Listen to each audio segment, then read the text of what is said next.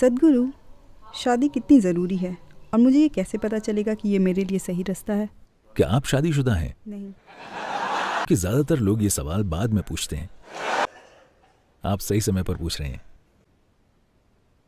देखिए, पहले ये समझते हैं कि लोग शादी क्यों करते हैं।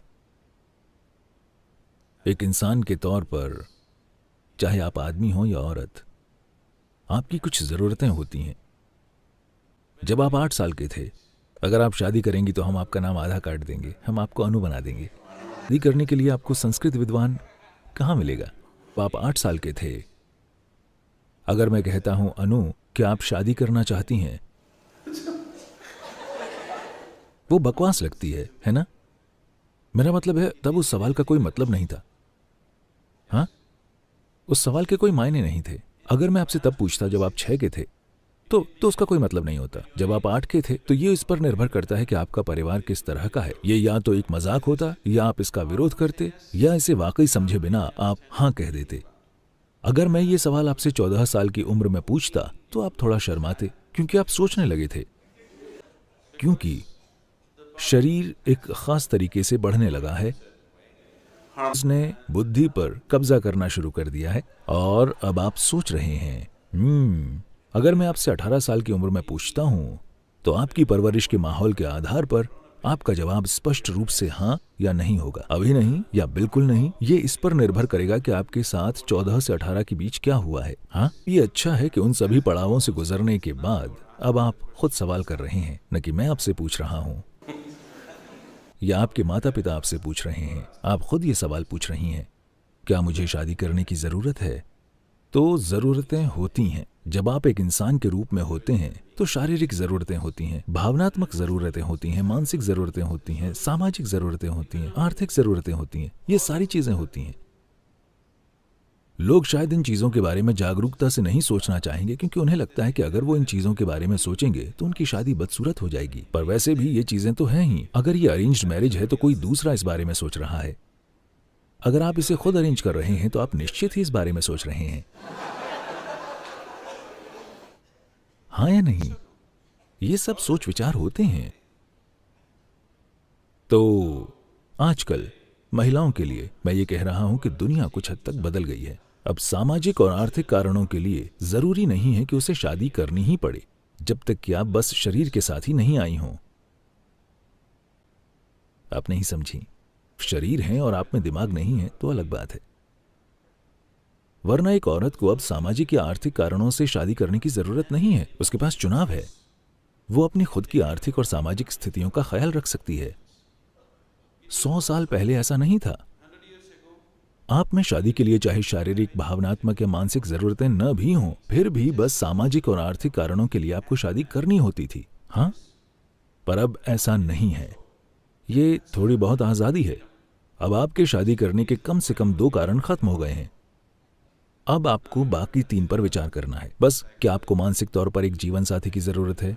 क्या आपको जीवन साथी की भावनात्मक जरूरत है? आपकी शारीरिक जरूरतें वे कितनी प्रबल हैं? आपको इसे अपने हिसाब से देखना होगा। यह कोई सामाजिक नुस्खा नहीं है कि हर कोई शादी करे या हर कोई शादी न करे। यह कारगर नहीं होगा। एक व्यक्ति के रूप में आपकी जरूरतें कितनी तीव्र हैं। अगर ये एक हल्की जरूरत है जिससे आप आसानी से पार जा सकते हैं, अगर ये एक छोटे दौर की जरूरत है, तो शादी मत कीजिए। मैं आपको बता रहा हूं, क्योंकि बंध जाने का कोई फायदा नहीं है। क्योंकि बंधने के साथ ये सिर्फ 2 लोग ही नहीं रहेंगे, ये 4 या कभी कभी 6 हो जाते हैं। मैं ये नहीं कह रहा हूं कि यह गलत है। क्या आप इसे चाहती हैं? यही सवाल है। हर इंसान को खुद के लिए सोचना चाहिए, न कि सामाजिक मानदंड से चलना चाहिए। सामाजिक चलन चाहे जो भी हो, मैं शुरू से ठीक यही बात कह रहा था। आप आध्यात्मिक सिर्फ तभी बनते हैं जब आपके चुनाव 100% खुद के होते हैं और आप दूसरी ताकतों से प्रभावित नहीं होते। आपको चुनना है कि क्या ये जरूरी है। अभी लोगों ने दूसरी तरह के समाधान ढूंढ लिए हैं। पश्चिम में और भारत में भी काफी हद तक ये होने लगा है। ठीक है, हम शादी नहीं करेंगे, हम दोनों बस साथ रहेंगे, हम लोग साथ साथ रहेंगे। तो ये साथ रहना, अगर आप बस एक इंसान के साथ रह रहे हैं, तो ये वैसे भी शादी ही है। ठीक है, चाहे आपके पास शादी का सर्टिफिकेट हो या ना हो। पर अगर आप सोच रहे हैं कि आप हर सप्ताह अपना साथी बदल सकते हैं, तब आप खुद को एक गंभीर नुकसान पहुंचा रहे हैं। क्योंकि जैसे आपके मन में याददाश्त होती है, वैसे ही आपके शरीर में याददाश्त का भाव बहुत अधिक प्रबल होता है। इसी वजह से हम आपको ऐसे स्थानों में ले जाते हैं, भले ही आप तार्किक रूप से कुछ न समझें। उन्होंने लगातार ऊर्जा के स्थान और दूसरे प्रकार की संभावनाओं के स्थान इसलिए बनाए हैं क्योंकि शरीर उसे आत्मसात कर लेगा और याद रखेगा। शरीर की याददाश्त का भाव बहुत प्रबल होता है। शरीर इसे आत्मसात कर लेगा और याद रखेगा। हो सकता है आप हिमालय को भूल जाएं, लेकिन शरीर हिमालय को नहीं भूलेगा, ये हमेशा याद रखेगा। आप भूलने की बीमारी के कारण पूरी याददाश्त खो सकते हैं, लेकिन भौतिक शरीर में यादें बनी रहेंगी। शरीर इसे नहीं छोड़ेगा। बस क्योंकि आपने अपनी याददाश्त खो दी है, तो इस वजह से आप अपने कर्म तक को नहीं खोने वाले हैं। तो शारीरिक नजदीकी को हमेशा से यहां इस परंपरा में इसे ऋणानुबंध कहा जाता है। ये शरीर याददाश्त का एक गहरा भाव विकसित कर लेता है और इस तरह की बहुत सारी यादें एक खास स्तर का भ्रम और एक खास स्तर की पीड़ा पैदा करती हैं। आप इसे स्पष्ट रूप से देख सकते हैं, आप इसे बहुत साफ देख सकते हैं। जो लोग अपने जीवन के साथ लापरवाह हैं, वो सही मायने में आनंद को कभी नहीं जान पाएंगे। वे बस वैसे ही रहते हैं। कृपया आप इसे अपने आसपास ध्यान से देखें। ये साफ दिखता है। जो लोग अपने शरीर को लेकर अनुशासित नहीं हैं, वे कभी पूरी तरह से हंस नहीं सकते, नहीं पूरी तरह से रो सकते हैं। वे ऐसे बन जाते हैं क्योंकि एक ही जीवन काल में भौतिक शरीर में भ्रमित होने वाली यादें कई ऐसे प्रभाव डालेंगी। तो इन जरूरतों को पूरा करने का ये कोई समाधान नहीं है। तो आप या तो शादी कीजिए या शादी मत कीजिए कि आप इन जरूरतों से परे चले जाइए। लेकिन ये ऐसी चीज है जिसे आपको निजी तौर पर देखना होगा कि मेरी जरूरत कितनी तीव्र है।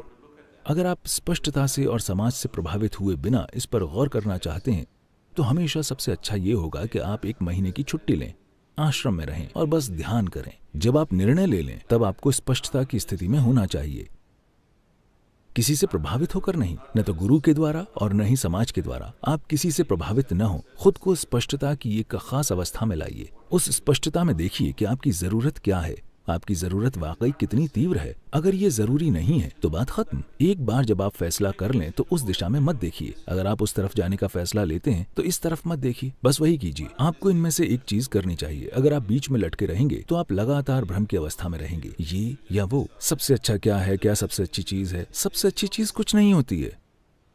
जहां भी जो भी आप करना चुनते हैं, अगर आप उसे पूरे दिल से करते हैं तो ये बहुत बढ़िया बात है। फिर भी ये सबसे अच्छी चीज नहीं है, क्योंकि दुनिया में कुछ भी सबसे अच्छी चीज नहीं है। जो आप कर रहे हैं उसमें अगर आप वाकई खुद को झोंक देते हैं तो ये बहुत अच्छी बात है, लेकिन ये सर्वश्रेष्ठ चीज नहीं है। सर्वश्रेष्ठ में दूसरे लोग शामिल होते हैं, है ना? बेस्ट का मतलब है, बेस्ट सौदे का मतलब है कि आप हर किसी से बेहतर हैं। इसमें दूसरे लोग शामिल हैं। ये खुद को हराने की प्रक्रिया है। जिस पल आप सर्वश्रेष्ठ करने की कोशिश करते हैं, आप खुद को हराने की प्रक्रिया पर आ जाते हैं। मैं एक शानदार चीज कर रहा हूं, इसमें कोई दूसरा शामिल नहीं है।